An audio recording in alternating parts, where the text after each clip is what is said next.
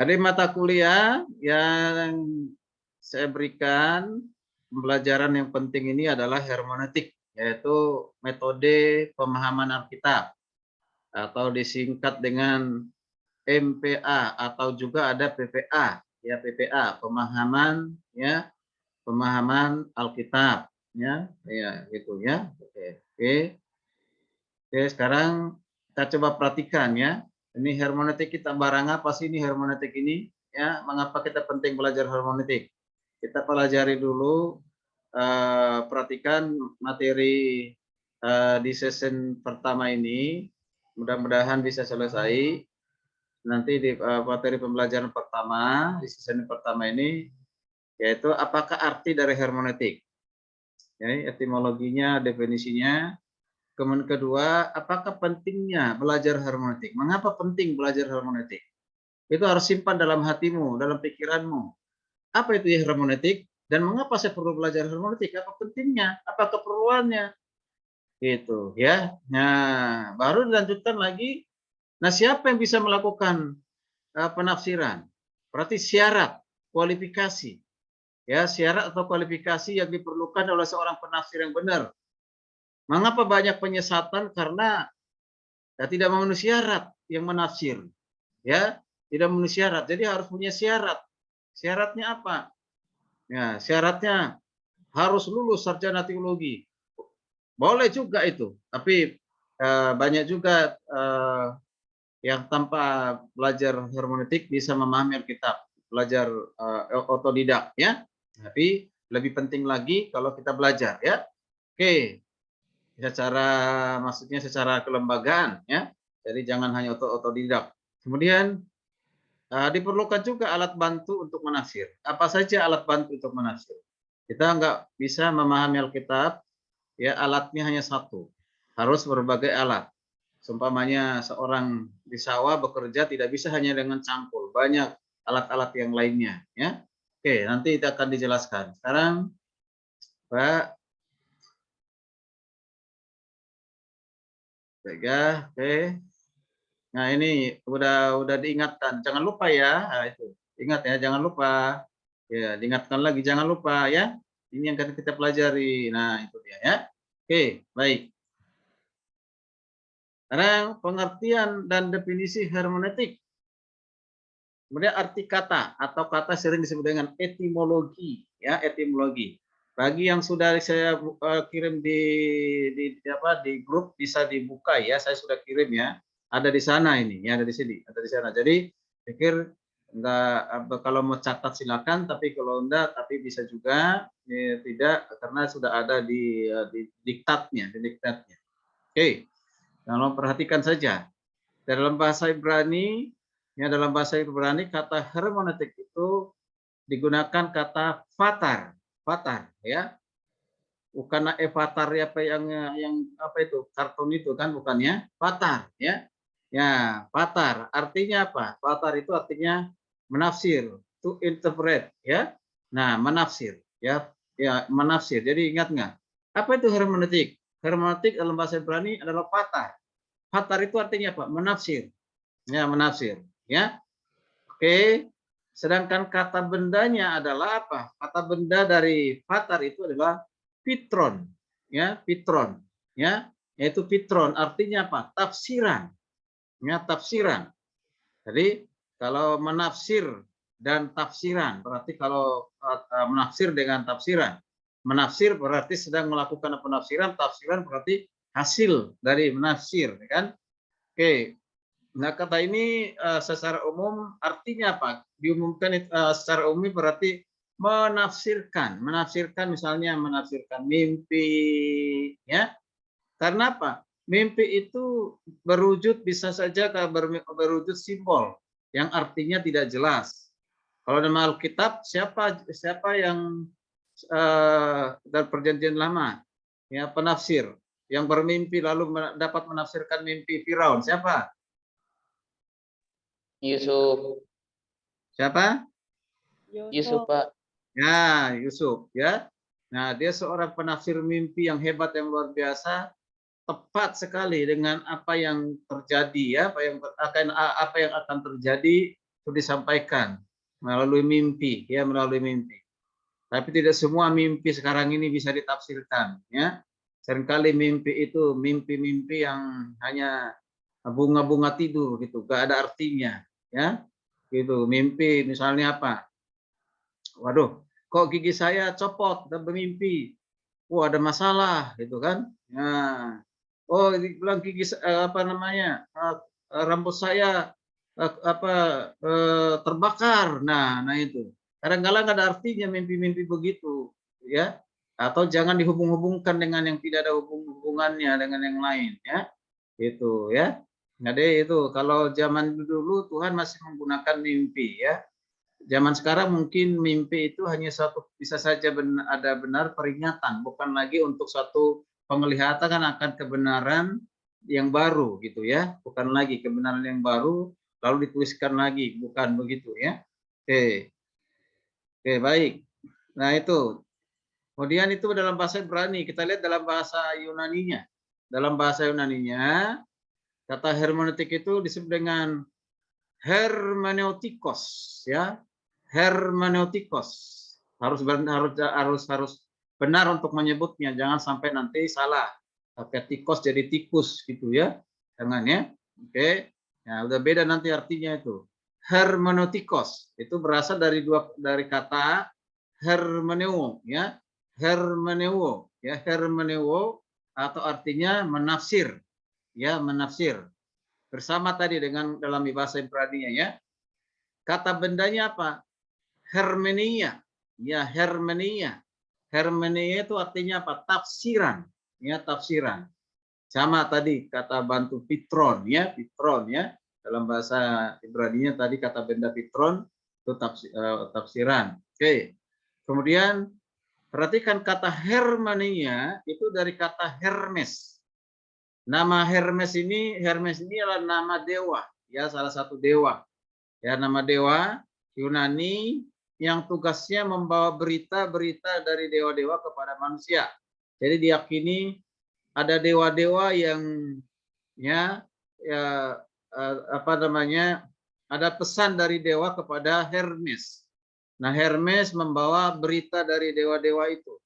Ya, dan berita yang dari dewa-dewa itu perlu ditafsir.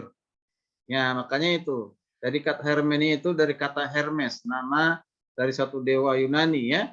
Ya, tugasnya apa? Yaitu tadi bawa berita-berita dari dewa kepada manusia. Ya, jadi perlu ditafsir gitu ya. Itu.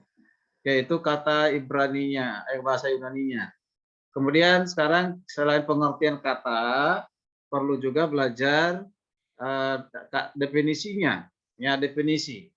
Ada definisi non-Kristen, ada definisi Kristen, ya. Ya non-Kristen. Jadi kata hermeneutik itu bukan hanya digunakan di umat Kristen atau sekolah tinggi teologi, tidak, tapi juga di agama lain juga menggunakan kata hermeneutik, ya hermeneutik. Nah, supaya bisa membedakannya, tolong diperhatikan, ya. Ya, hermeneutik dimengerti sebagai ilmu umum tentang linguistik atau bisa dikatakan peraturan-peraturan yang dipergunakan untuk mencari arti sesungguhnya atau menafsir atau menjelaskan suatu pengertian yang tidak jelas jadi jelas artinya. Oke. Ya, tidak jelas tadinya artinya jadi jelas. Misalnya, ya kalau secara umum ada Undang-Undang Dasar 45, ada tentang apa itu namanya itu hukum, ya hukum. Jadi ada pasal-pasalnya. Itu bagaimana untuk menafsirkannya. Ya, itu memahaminya. Nah, itu secara umum. Kalau di jalan pun ada juga ya sesuatu yang perlu ditafsir supaya kita memahaminya lalu kita bisa melakukannya, mentaatinya. Misalnya contoh yang sederhana. Ya, contoh yang sederhana. Rambu-rambu lalu lintas. Ya, rambu-rambu lalu lintas itu tidak ditulis di situ berhenti. Ya, berhenti sejenak, jalan, tidak. Hanya dibuat merah, berarti apa? Merah berarti terobos, begitu ya. Nah, gitu ya. Nah, hijau berarti apa? Berhenti, begitu menafsirkannya. Nah, kalau udah apa itu? Nah, selain merah, hijau, terus apa satu lagi? Kuning, Pak, kuning. Ah, ya. Yang benar adalah apa? Merah berhenti. Iya, begitu. Tapi udah dibilang berhenti, Mikael meterobos saja gitu. Ya, nah ini bahaya yang begini ya. Salah tafsir dia gitu ya. Jadi kadang-kadang nggak ada artinya lampu lalu lintas itu ya. Ya. Itu. Jadi kalau hijau baru jalan gitu ya. Jadi jangan ikut-ikutan yang lain gitu. Ini menafsir untuk ditaati, mengerti taati gitu ya. Kalau mau ngurusin itu, kalian mau ngurusin ya. Nah, SIM apapun itu kalau benar-benar mengikuti jalur yang benar, itu ada ujian teorinya, ya. Terutama soal-soal itu berhubungan dengan rambu-rambu lalu lintas, gitu ya. Kalau dia misalnya tanjakan, ya dikasih apa namanya simbol. Kalau dia belok ada simbol. Kalau dia belok dan tanjakan dikasih simbol, ya kan? Nah, kemudian kalau misalnya ada rel kereta api dikasih simbol. Nah, itu simbol. Jadi semuanya itu ditafsir. Ya, ditafsir apa maksudnya begitu. Jadi itu penting sekali ya. Nah, itu. Baik. Sekarang kita lihat yang Kristen ya. Oke. Baik. Definisi hermeneutik ya, definisi hermeneutik Kristen. Silakan Widar baca, bantu baca.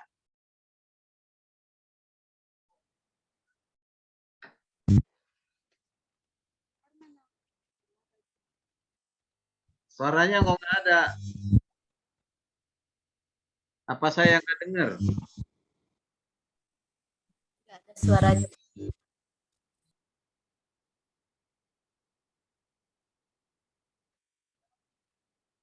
Silakan baca. Sepertinya mic-nya rusak, Pak. Oh, Gilbert baca dulu.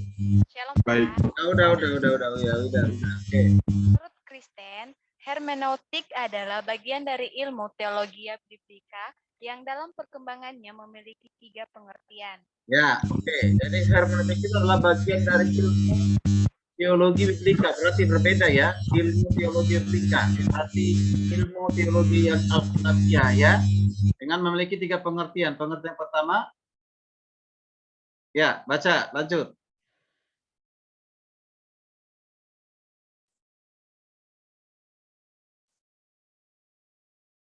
Mana baca buka itunya, layarnya. Apa mic-nya? Pengertian yang pertama, ilmu yang mempelajari teori-teori, prinsip-prinsip, atau aturan-aturan, dan metode-metode penafsiran Alkitab. Oke. Jadi yang pertama, belajar teori. Teori-teorinya, prinsip-prinsip atau aturan-aturan, metode-metode penafsiran kita. Nah, ini yang pertama ya. Oke, kemudian apa? Yang kedua, seni yang menguji kemampuan untuk mengaplikasikan prinsip-prinsip penafsiran Alkitab. Ya, kalau sudah tahu teorinya, sudah tahu prinsip-prinsipnya, tahu metodenya, ya ini bagaimana bisa mengaplikasikan prinsip-prinsip itu, ya mengaplikasikannya untuk menafsirkan Alkitab, ya, penafsiran Alkitab. Oke, lalu yang ketiga. Ilmu yang mempelajari keseluruhan proses penafsiran atau konsep keseluruhan dari tugas penafsiran, terutama dalam dimensi spiritual bagi kepentingan pertumbuhan rohani penafsir. Oke, baik. Perhatikan, untuk apa melakukan penafsiran atau menafsir Alkitab? Melalui proses yang cukup banyak ya. Nanti ada lihat teksnya, strukturnya, dan yang lain sebagainya. Jadi secara keseluruhan, tujuannya apa?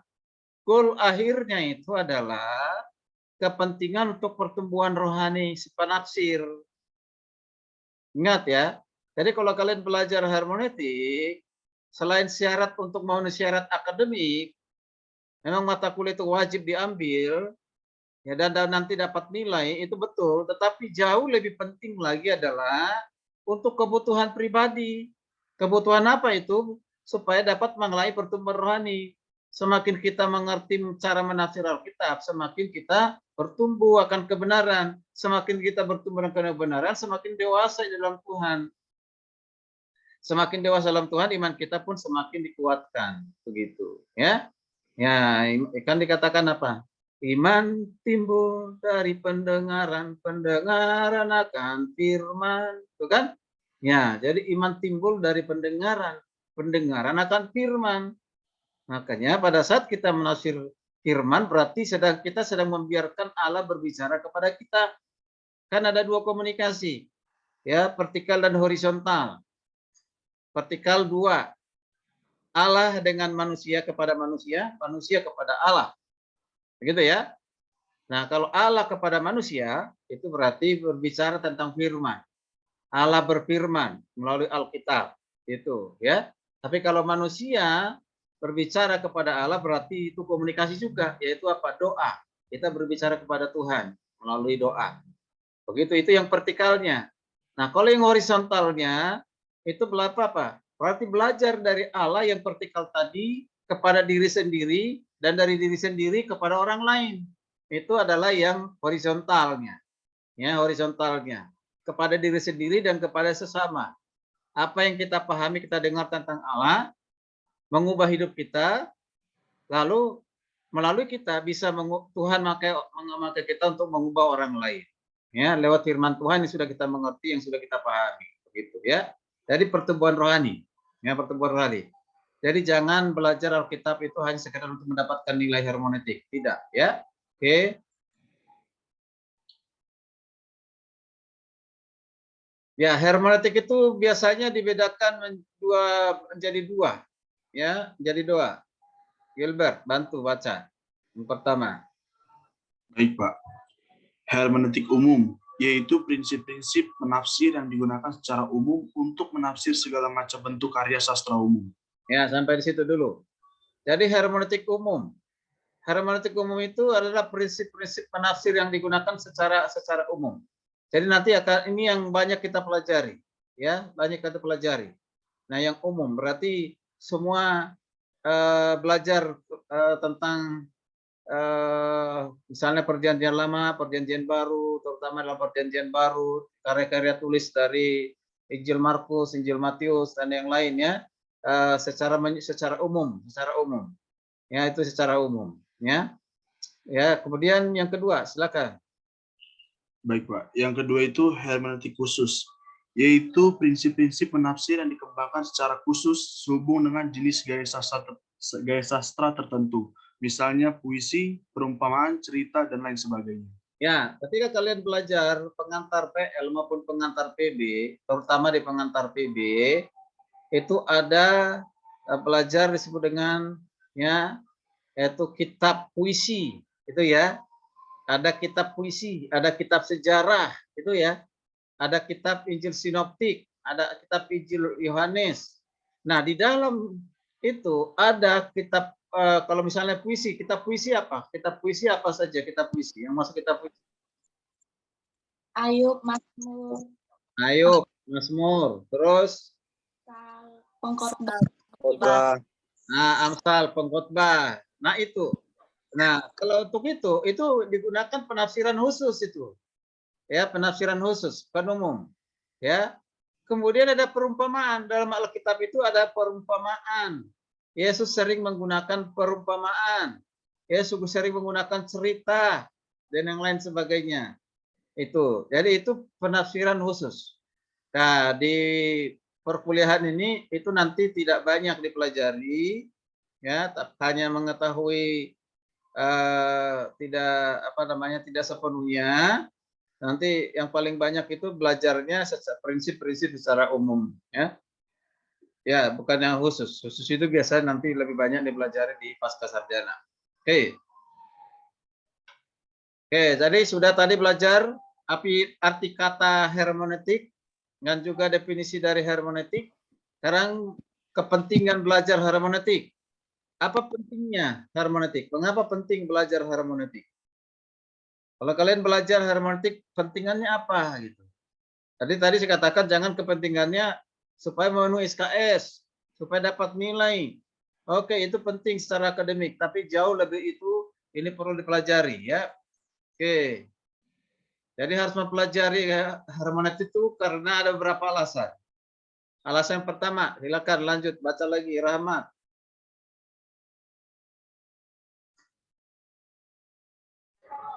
Alasan yang pertama yaitu karena Alkitab adalah firman Allah yang diinspirasikan oleh Allah sendiri.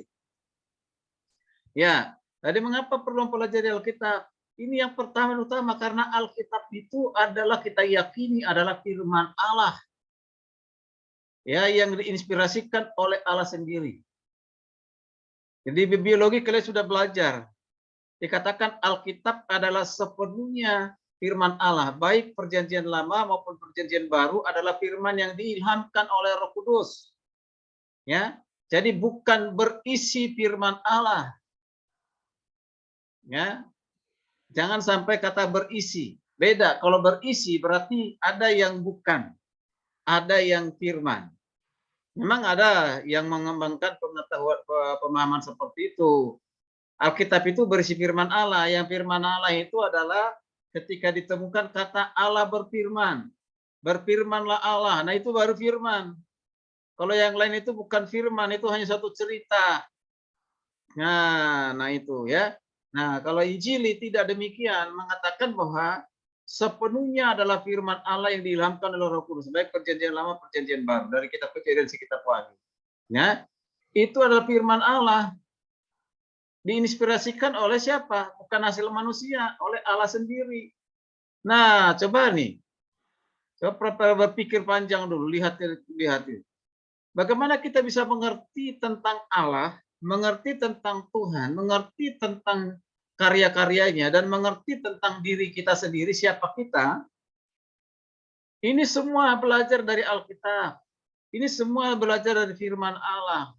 Luar biasa. Kalau tidak salah, di biologi diajarkan juga ya mengajarkan bahwa ya Alkitab adalah ratu dari segala ilmu. Gitu ya. Kalau saya mengajar itu saya katakan bahwa Alkitab adalah ratu dari segala ilmu. Artinya apa? Atau bisa dikatakan raja di atas raja ilmu. Berarti ilmu yang tertinggi dari ilmu manapun, ya. Ya, ilmu pengetahuan alam kah, ilmu pengetahuan sosial kah, ilmu pasti matematika, ya, ilmu apa lagi? Ilmu gaib kah? Ya. Ilmu apa lagi? Ilmu apa ya kalau anak muda itu? Ya, ilmu apa itu namanya itu menggombalkan gitu ya. Nah, itu. Ya, dia punya cara gitu kan? Ya. Nah, sehingga membuat seorang wanita jatuh hati gitu dengan gombalannya. Nah, itu ilmu itu. Karena ilmu, ya. Nah, jauh melebihi dari itu semua, ya. Ya, jauh semua. Bahkan semua ilmu yang ada di dunia ini berinduk kepada Alkitab. Ya, mau belajar tentang apa? Belajar tentang kedokteran. Ada nggak dalam Alkitab? Ada. Belajar tentang makanan kesehatan. Ada nggak dalam Alkitab? Ada. Belajar tentang teknologi. Ada nggak dalam Alkitab? Ada. Gitu kan? Semuanya ada. Ya, tidak ada yang tidak ada di sana. Belajar tentang memilih pacar yang baik, yang benar. Ada nggak dalam Alkitab? Ada. Ya, hanya kalian tidak mau menggunakan aja gitu. Dibikin caranya sendiri gitu ya, sehingga salah memilih, menyesali kemudian hari. Ya, gitu ya. Nah, ada semuanya. Ya, jadi semua ilmu-ilmu yang ada di dunia ini itu di bawah induknya itu adalah firman Allah, itu Alkitab. Nah, karena itu kita boleh belajar Alkitab dengan cara dari Allah sendiri, bukan dengan cara kita. Ya, itulah pentingnya kita belajar hermeneutik. Yang kedua, baca lagi, Rahmat.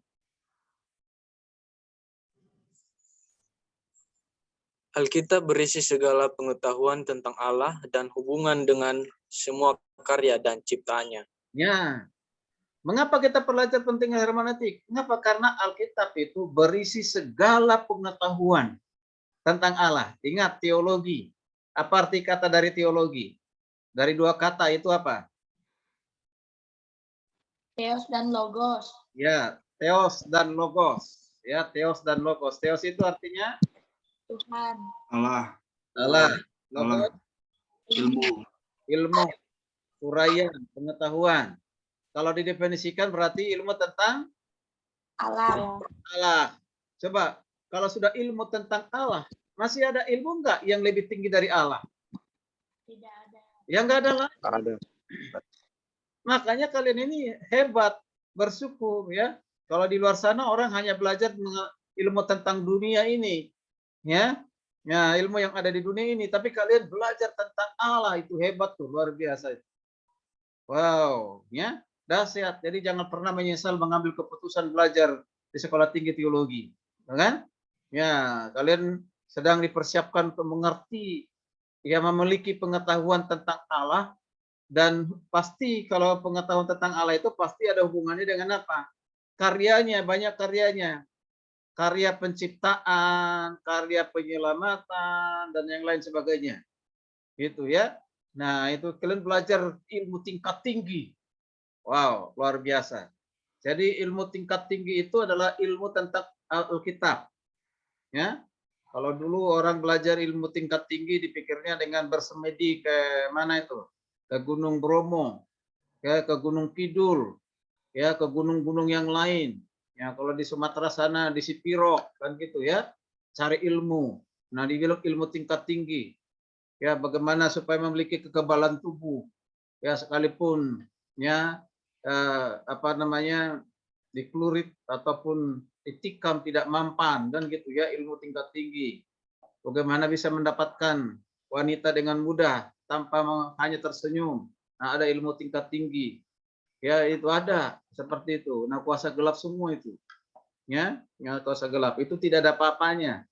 Ya. Oke. Nah, itu. Jadi jangan takut yang begitu. Yang ada orang tutup mata, ya, tutup mata lalu nyetir pakai bawa mobil nyetir gitu dengan matanya ditutup dengan ya diikat dengan kain yang hitam gitu. Nah, itu semua ilmu tinggi menurut dunia. Oke ya. Tapi tidak ada apa-apanya dengan dibandingkan dengan Alkitab. Oke, yang ketiga. Lanjut lagi, Rahmat. Pentingnya mempelajari hermeneutik karena untuk mengerti isi Alkitab tidaklah selalu mudah karena ada gap komunikasi yang besar sehingga perlu dijembatani. Oke. Alkitab, untuk memahami Alkitab itu tidak mudah, berarti bukan tidak bisa. Mengapa? Karena ada gap komunikasi. Maksudnya gap komunikasi itu. Ini Alkitab kapan ditulis? Sebelum kalian lahir, sebelum saya lahir, sudah ada Alkitab. Ya kan? Nenek moyang kita mungkin juga itu zamannya mereka juga belum ada Alkitab. Apa maksudnya? Sudah ada Alkitab, maksudnya begitu. Nah, ditulis ribuan tahun, 2000 tahun yang lalu. Ditulis di zaman perjanjian lama, ditulis di zaman perjanjian baru. Kita belum ada pada saat itu. Nah, jaraknya jauh. Jarak antara PLPB pun jauh. 400 tahun lebih. Ya. Itu antara PL dengan PB. Nah, bagaimana bisa memahami, mengerti Alkitab yang ditulis zaman dulu, zaman nenek moyang, zamannya Abraham, Ishak, Yakub itu, ya, zamannya para nabi-nabi, bisa dimengerti. Yaitu jembatannya apa? Yaitu apa? Yaitu hermeneutik. Nah, itu dia, ya. Ya, mengerti kitab yang tulis zaman dulu, masa kini kita bisa mengerti, masa kini bisa kita tahu dan lakukan, kerjakan. Gitu. Oke, yuk, minta tolong Krisno. Baca dulu 2 Timotius 3, 14, 15. Yang lain perhatikan. Baik, Pak. 2 Timotius 3 ayat 14 sampai 15.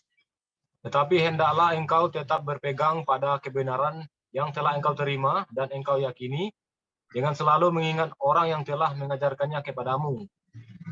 3:15. Ingatlah juga bahwa dari kecil engkau sudah mengenal kitab suci yang dapat memberi hikmat kepadamu dan menuntun engkau kepada keselamatan oleh iman kepada Kristus Yesus.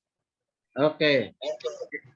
Ini adalah dasar, ya, dasar kita belajar hermeneutik dengan mengatakan bahwa Alkitab adalah firman Allah. Alkitab adalah firman Allah. Paulus mengatakan kepada Timotius, anak rohaninya, tapi hendaklah engkau tetap berpegang kepada kebenaran. Ya, apa itu kebenaran? Yaitu Alkitab, yaitu firman Tuhan yang telah engkau terima dan yang kau yakini, diterima, diyakini. Bahkan dikatakan mengingat orang telah mengajarkan kepadamu. Ingatlah bahwa dari kecil engkau sudah mengenal.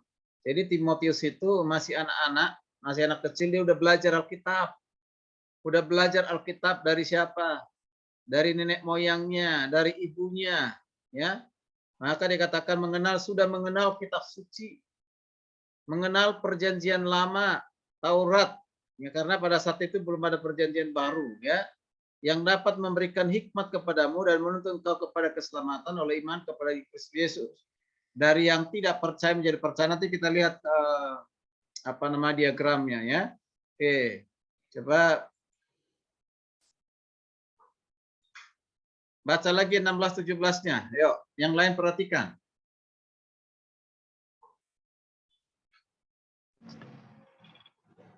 Ayat 16. Ya. Segala tulisan yang diilhamkan Allah atau kitab suci memang bermanfaat untuk mengajar, untuk menyatakan kesalahan, untuk memperbaiki kelakuan, dan untuk mendidik orang dalam kebenaran. 17. Dengan demikian, tiap-tiap manusia kepunyaan Allah diperlengkapi untuk setiap perbuatan baik. Ya, luar biasa. Alkitab itu hebat. Ya, Alkitab itu ajaib. Mengapa dia hebat dan ajaib dan dahsyat? Karena bermanfaat. Selain karena diilhamkan oleh Allah, ya, bukan hasil mimpi dari manusia atau dipaksakan. Terima itu firman, terimalah itu firman, dipengaruhi oleh seorang wanita gitu, ya, maka diterima sebagai firman gitu. Ya, kalau itu enggak.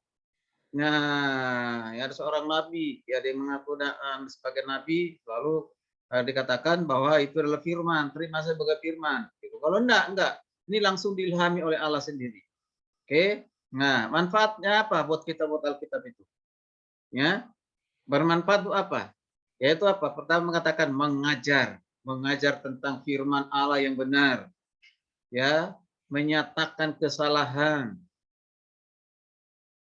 Ya, memperbaiki kelakuan. Mendidik supaya terus hidup dalam kebenaran. Bahkan memperlengkapi kita supaya hidup berbuat baik. Gitu ya, melakukan perbuatan baik. Inilah manfaat Alkitab. Coba lihat diagramnya, ya. Oke. Tolong lihat, nanti satu persatu saya akan minta untuk menggantikan saya untuk menjelaskan. Saya jelaskan dulu, ya. Dari 2 Timotius 3, 14, 17 tadi. Ini ya. Ya, gambarannya nih. Oke. Jadi di ayat 14, 15 tadi itu menunjukkan Allah, ya. Allah berbicara kepada manusia. Ikutin ya supaya nanti kalian bisa tahu. Allah berbicara kepada manusia melalui Alkitab dengan menggunakan Alkitab. Ya, dengan menggunakan Alkitab. Manusia itu ada dua. Ya, manusia yaitu yang pertama adalah orang-orang yang bukan Kristen. Ya, orang-orang yang bukan Kristen. Dan manusia yang kedua adalah orang-orang Kristen. Lalu apa manfaat Alkitab? Untuk manfaat Alkitab, apakah Alkitab itu hanya bermanfaat buat orang Kristen saja? Tidak. Alkitab itu bermanfaat untuk seluruh manusia. Ya, seluruh manusia.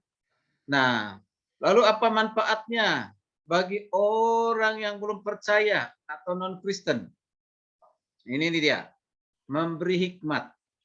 Memberi hikmat. Artinya gini. Tadinya tidak tahu siapa Yesus. Tadinya tidak mengenal siapa Yesus.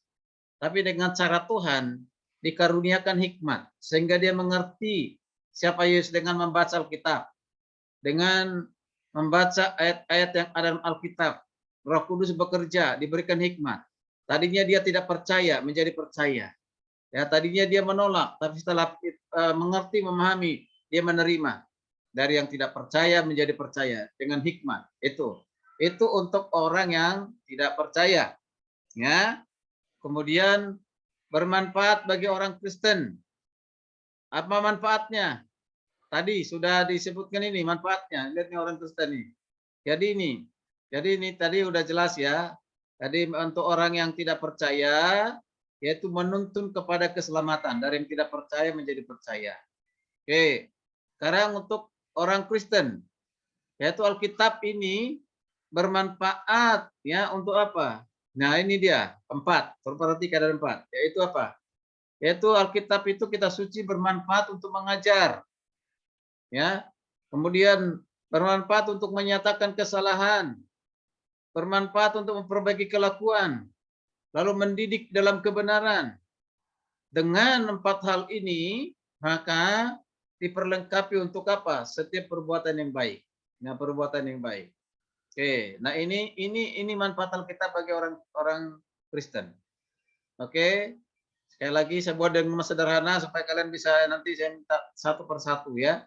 Oke, bagaimana Allah berbicara kepada manusia? Allah berbicara kepada manusia melalui Alkitab. Manusia itu terdiri dari 2 golongan. Golongan yang pertama orang yang non-Kristen, golongan kedua orang Kristen. Allah berbicara kepada manusia yang non-Kristen, yaitu menuntun kepada keselamatan. Allah berbicara kepada manusia yang adalah orang Kristen, yaitu Alkitab atau kitab suci bermanfaat untuk mengajar, menyatakan kesalahan, memperbaiki kelakuan, mandi dalam kebenaran, sehingga akhirnya menghasilkan apa yang diperlengkapi untuk setiap perbuatan yang baik. Nah, singkatnya begitu, ya. Bisa tanggap nggak? Bisa ditangkap nggak? Bisa, Pak. Bisa. Oke. Dan saya minta satu persatu, ya. Ya, satu persatu untuk menyampaikan sederhana seperti tadi yang disampaikan, ya. Mulai dari Gilbert. Silakan Gilbert. Ya, baik, Pak. Di ayat yang ke-14, Allah berbicara kepada manusia melalui Alkitab. Dan macam-macam manusia itu ada dua macam manusia. Yang pertama itu orang-orang Kristen orang-orang yang bukan Kristen dan orang-orang Kristen. Manfaat untuk orang-orang yang bukan Kristen adalah memberikan hikmat. Ketika orang yang bukan Kristen membaca atau berhikmat melalui Alkitab, orang tersebut dapat percaya dan Roh Kudus bekerja di dalam dia dan menuntun mereka kepada keselamatan. Dan untuk orang-orang yang Kristen dan manfaat untuk orang-orang yang Kristen yaitu dapat mengajar, dapat mendidik dalam kebenaran, dapat memperbaiki kelakuan, dan dapat juga menyatakan kesalahan. Jadi orang-orang Kristen yang sudah percaya ketika membaca atau mengerti Alkitab, dia itu sudah diperlengkapi untuk setiap perbuatan baik dia atau setiap perbuatan baik orang-orang yang sudah percaya seperti itu, Pak. Mantap, 100 nilainya. Oke. Krisno.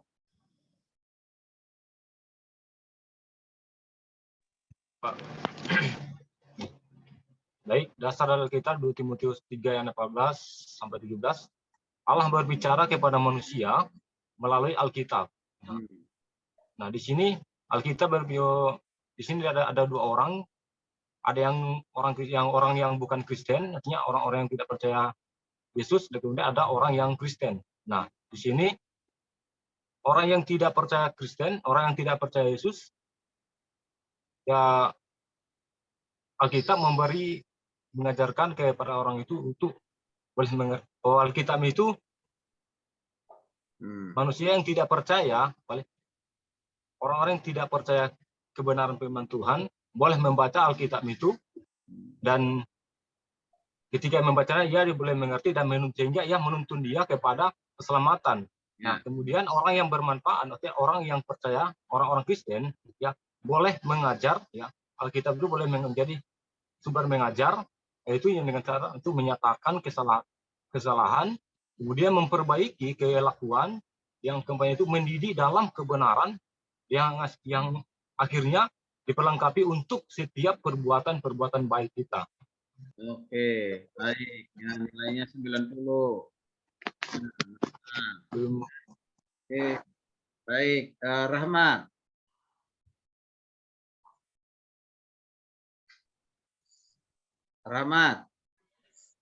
Nah, di dalam 2 Timotius ayat 3, 2 Timotius pasal 3 ayat 14 sampai 15 itu berbicara tentang Allah, dan Allah memperkenalkan dirinya melalui firman-nya, yaitu Alkitab, dan Alkitab digunakan oleh manusia sehingga dapat bermanfaat. Dan yang mempelajari Alkitab ada 2 golongan, yaitu orang Kristen dan orang non-Kristen. Sehingga Allah menganugerahkan memberi hikmat kepada orang-orang yang non-Kristen sehingga mereka memahami tentang orang-orang Kristen yang percaya kepada bermanfaat, yaitu mengajar, mendidik dalam kebenaran, memperbaiki kelakuan, menyatakan kesalahan, dan diperlengkapi dengan setiap perbuatan baik. Terima Oke. kasih, Pak. Ya, nilainya 85.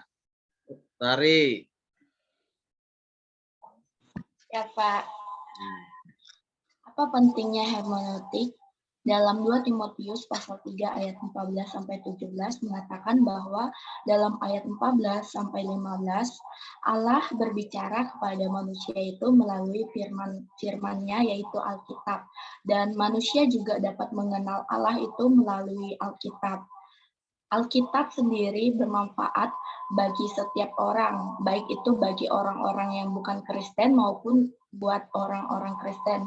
Manfaat Alkitab atau firman Allah bagi orang-orang yang bukan Kristen yaitu memberi hikmat, karena ketika orang-orang yang bukan Kristen membaca Alkitab, maka pintu pikiran mereka akan dijamah oleh Roh Kudus, akan dibukakan oleh Roh Kudus sehingga mereka dapat mengerti, memahami apa yang mereka bacakan dan menuntun mereka kepada keselamatan. Dan manfaat yang kedua bagi orang-orang Kristen yaitu yang pertama dalam ayat 16-17 yaitu mengajar untuk menyatakan kesalahan, memperbaiki kelakuan, dan mendidik orang dalam kebenaran. Ketika manfaat Alkitab ini telah diterima oleh orang-orang Kristen, maka manfaat tersebut akan diperlengkapi untuk setiap orang di dalam perbuatan baik mereka. Terima kasih.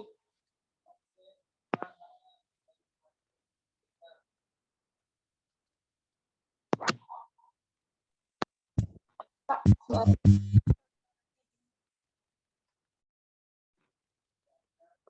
suara Bapak di Bapak di mute, Pak. Widar. Silakan Widar.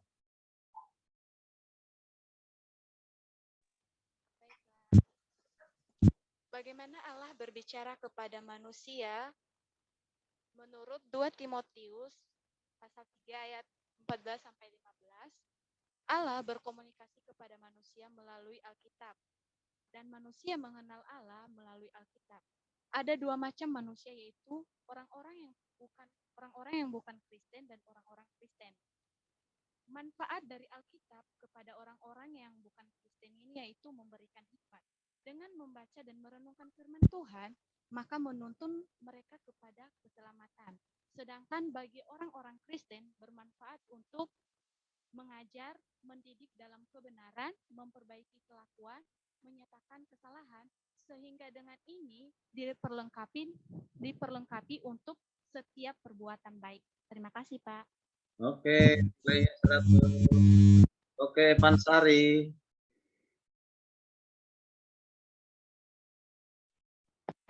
Baik, kenapa pentingnya mempelajari hermeneutik? Yaitu dasar yang terdapat dalam dasar Alkitab 2 Timotius pasal 3 ayat 14 sampai 17, di mana Allah berbicara kepada manusia melalui Alkitab. Terus manusia terbagi menjadi 2 golongan, yaitu manusia non-Kristen dan manusia Kristen.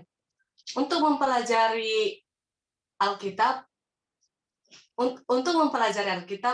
orang non-Kristen memberikan hikmat dengan cara membaca Alkitab dan dengan dituntun oleh Roh Kudus dan menuntun kepada keselamatan. Sedangkan orang-orang Kristen bermanfaat, yaitu yang terdapat di ayat yang ke-16 sampai ayat yang ke-17, mengajarkan, menyatakan kesalahan, memperbaiki kelakuan, mendidik dalam kebenaran, dan memperlengkapi untuk setiap perbuatan baik, Pak. Sudah, Pak. Oke, mantap. Nilainya 95. Oke. Ya, ke Mikael Leonardo.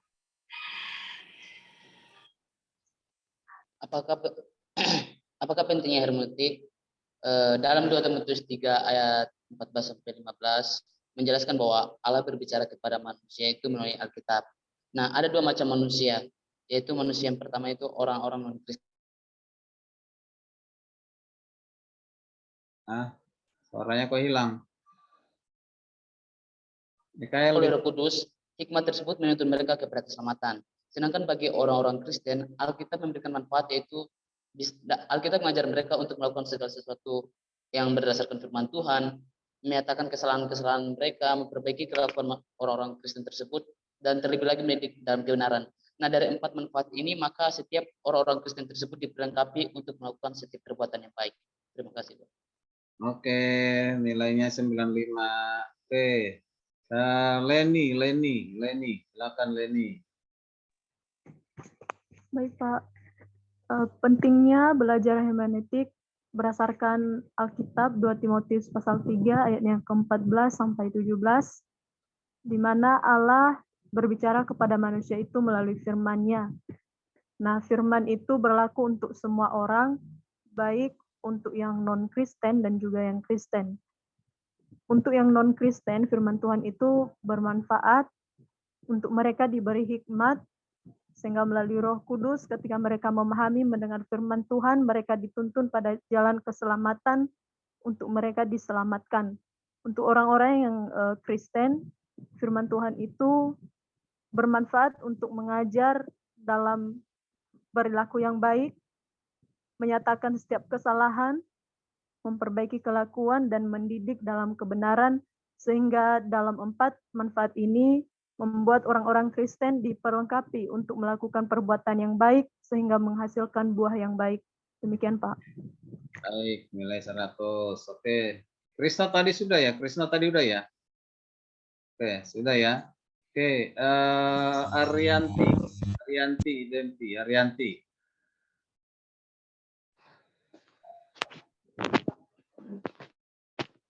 Pentingnya belajar homiletika berdasarkan 2 Timotius 3 ayat 14 sampai ke 17. Menurut ayat yang ke-14 sampai yang ke-15, Allah berbicara kepada manusia melalui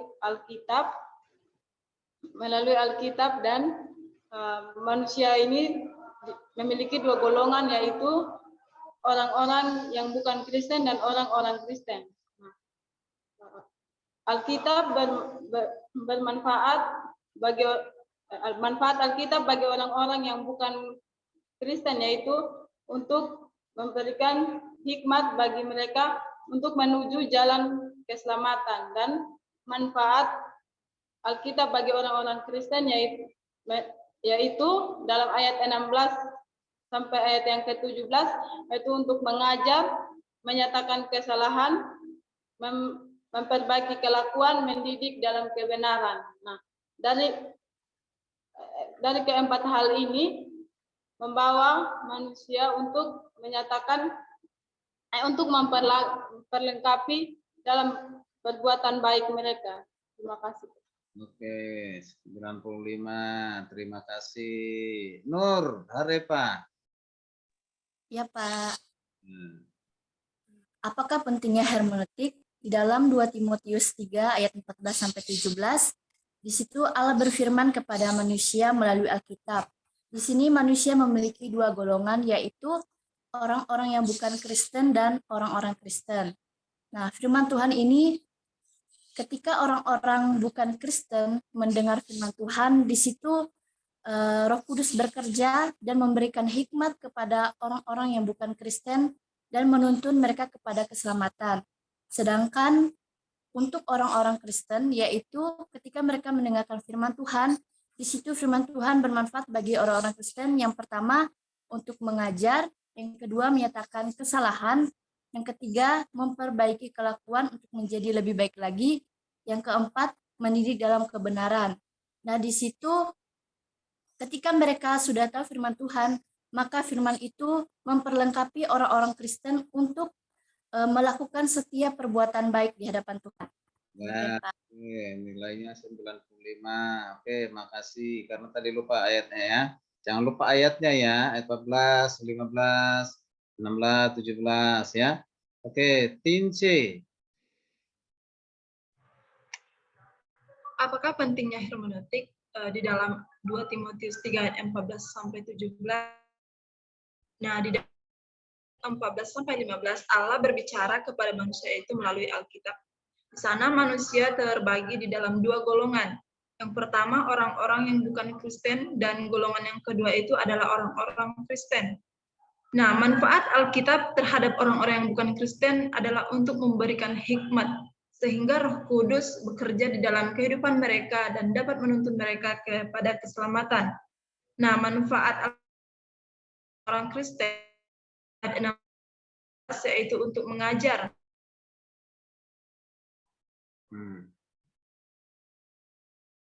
Keputus. Nah, dalam keempat manfaat tersebut, manusia dapat diperlengkapi untuk melakukan setiap perbuatan baik sehingga dapat menghasilkan buah yang baik. Terima kasih, Pak. Oke, nilainya 100. Oke, sekarang siapa lagi yang belum ya? Ada yang belum? Teresia. Ya. Apakah pentingnya hermeneutik? Dalam 2 Timotius 3 ayat 14 sampai 17, di mana di situ dalam ayat 14 sampai 15 Allah berbicara melalui Alkitab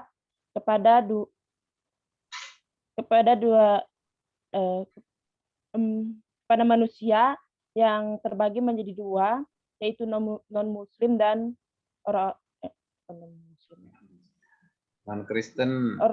non-Kristen dan orang-orang Kristen.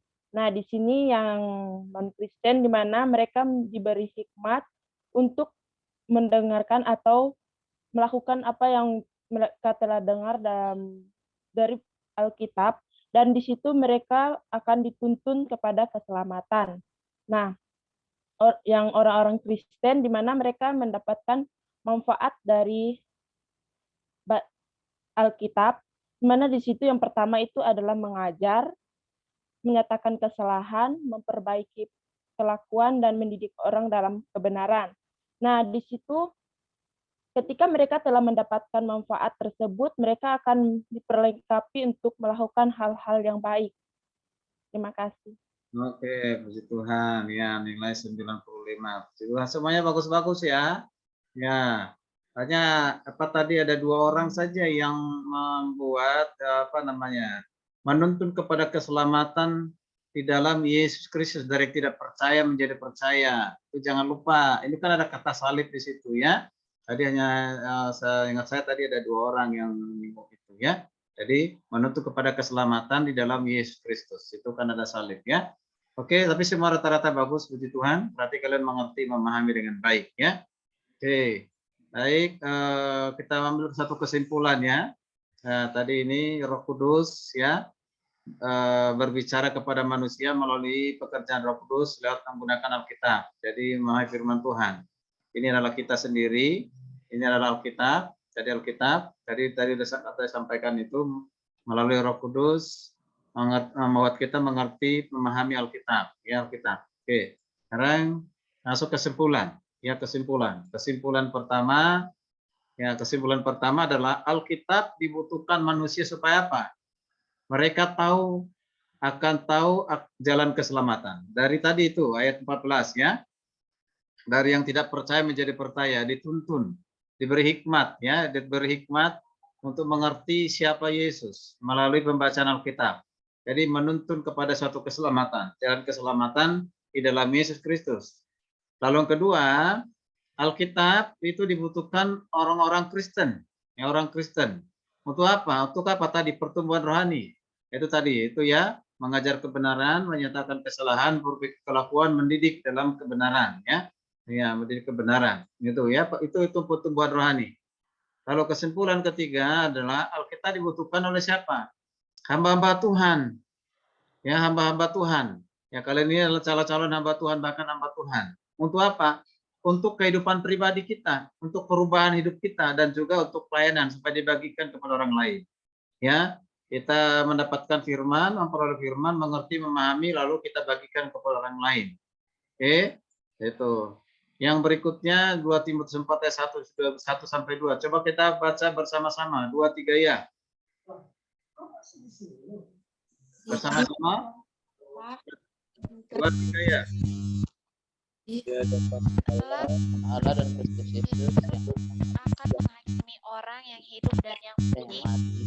Aku berpesan dengan sungguh-sungguh kepadamu nyatanya dan demikian terjadi. Beritakanlah firman, siap sedialah baik atau tidak baik waktunya, nyatakanlah apa yang salah, tegurlah dan nasihatilah dengan segala kesabaran dan pengajaran. Barangan nggak ada enggak, jadi nggak jelas. Saya baca khususnya ayat yang kedua ya. Beritakanlah firman, siap sedialah baik atau tidak baik waktunya, nyatakanlah apa yang salah, tegurlah dan nasihatilah dengan segala kesabaran dan pengajaran. Jadi ada perintah, ya ada satu perintah. Ini adalah kata kerja, ya kalimat kata kerja yaitu beritakanlah firman. Berarti kita diberikan kepercayaan untuk memberitakan kitab suci, memberitakan firman.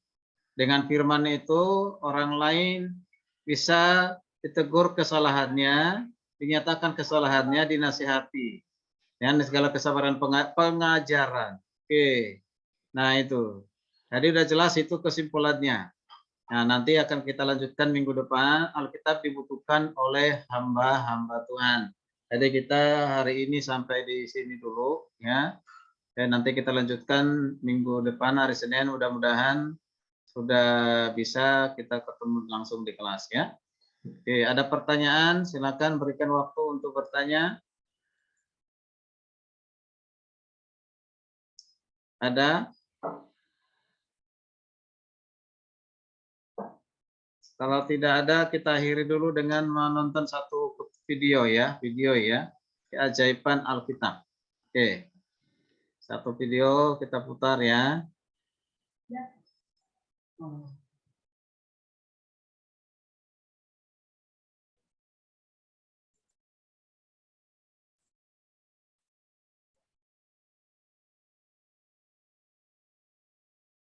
Pertumbuhan kehidupan rohani kita, pertumbuhan kehidupan.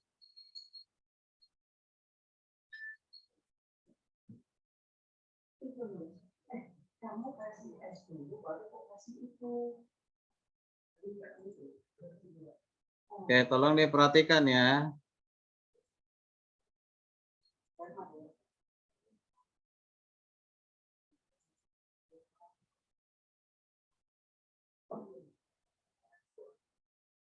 Apa udah muncul? Sudah belum?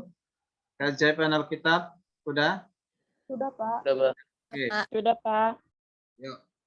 Pertumbuhan kehidupan rohani kita tidak hanya bergantung pada berdoa, tetapi juga bergantung pada membaca Alkitab.